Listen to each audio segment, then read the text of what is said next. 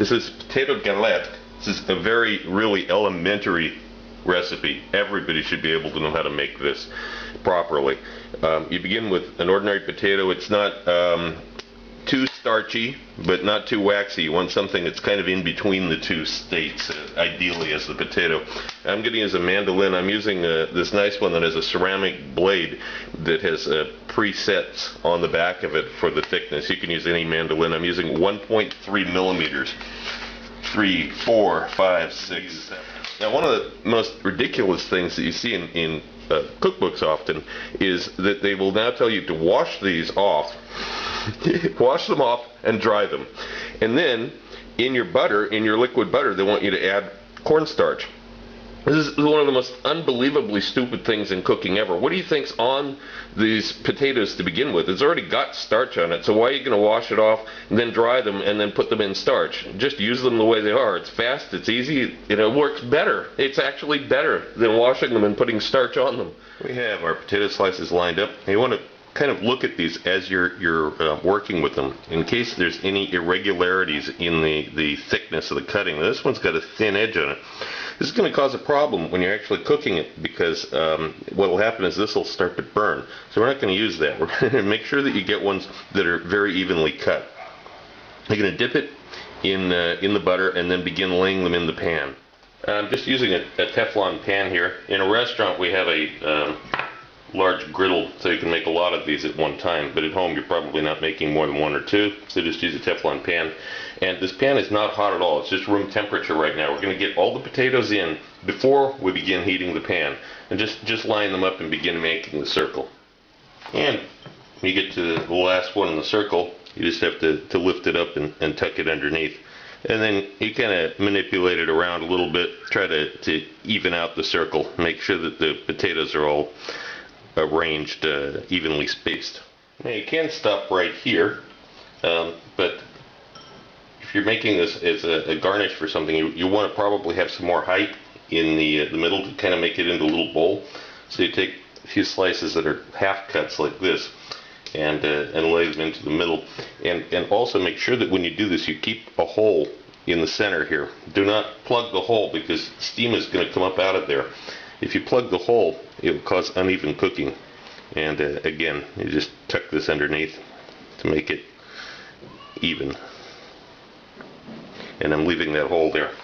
Now we're going to begin heating it on a medium heat until we begin to see the bubbles in the butter start to form. Okay, we're just starting to see some sizzling here, and I'm going to turn the heat way down to 2 on a scale of 1 to 10. This is on a 2. The biggest mistake you can make on this is to try to cook it in a hurry. You cannot make this crispy and golden and delicious by cranking up the heat and trying to get it done. All you'll get is brown potatoes on the outside. They'll still be completely raw inside. This is the time that the potatoes are getting soft and they're getting closer to the bottom of the pan so that they will make contact with the pan as they wilt. It's been exactly 10 minutes and I'm going to remove this lid now and I'm going to let it cook for another 10 minutes with it on the exact same heat. Now you have to learn to know your own stove and exactly how hot it is. I've worked out on this stove that at a setting of about 2.5, it takes exactly 10 minutes to cook. On yours, you may discover it needs 9 minutes, 11 minutes. Shoot for a setting that makes it take about 10 minutes. And after 10 more minutes, you can see that it is still, there's no actual browning or crisping taking place. That's good. That's what you want. Now we're going to put the lid back on again for another 5 minutes. This is a tedious process, but if you want it to be really good, that's what it takes.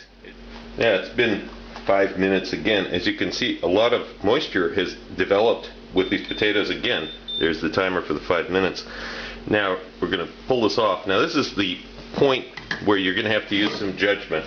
There's no exact time here, but as you can see, you've got, because it'll vary from potato to potato. These are starting to stick together, but they're not a single sheet yet.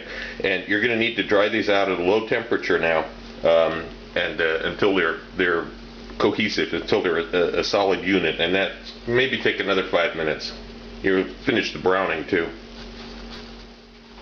And this is where technique is going to come into play. You have to kind of feel around, look underneath it. Is it crispy brown? No, it isn't. It's moving together here, but it's certainly the potatoes will move away from each other if you try. So it's not quite ready yet. It needs just a little bit more. You want it to get that crispy golden surface on the bottom, and then it'll stick together as a solid unit.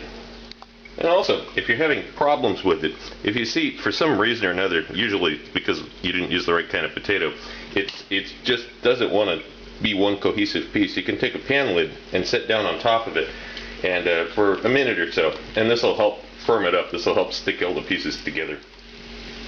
Don't try to finish it up though with the pan lid, because remember, when that pan's on there, there's no steam escaping. If there's no steam escaping, it's not going to dry out. And it has to be dried out in order to be able to be turned as a single piece. And this is getting very close. And finally, when you see browning starting to take place on the top side here and around the center, you can see that this is very, very close. Now, depending on how brave you are, you can either try to lift this up and slide a spatula under this, or you can take a plate and invert it and then turn the whole pan upside down onto the plate. But either way, the point at this point is you need to turn this over. I'm going to slide it back into the pan off of the plate and let it cook for maybe like 1 more minute. It's basically cooked now. We're just crisping up the backside, and it's one solid unit now. Now we can just slide it from here onto a plate.